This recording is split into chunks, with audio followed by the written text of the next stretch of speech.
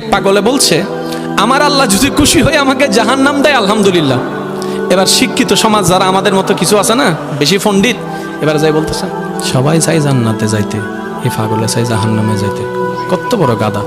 পাগলে মুস্কি হেসে বলে যায়, হ্যাঁ ঠিকই বলছেন, আপনাদের মতো সুস্থ আমি হতে চাই না, এই পাগলেই থাকতে চাই।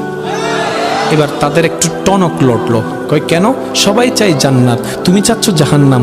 বলে যে ভাইয়ারা, আপনারা মনে হয় আমার কথাটা খেয়াল করেন নাই। আমি বলেছি আমার রব যদি খুশি হয়ে, আমার রব যদি খুশি হয়ে আমাকে জাহান্নাম দেয়, আমি সেটাও নিতে রাজি। বলে যে এখনো বুঝলাম না। পাগল বলে জ্ঞান দিয়ে রবের বিষয় বোঝা যায় না, দিল দিয়ে বুঝতে হয়। আরে শুনো, রব যখন খুশি হয়ে যাবে জাহান্নামটা জান্নাত হয়ে যাবে, রব যখন নারাজ হয়ে যাবে জান্নাতটা জাহান্নাম হয়ে যাবে।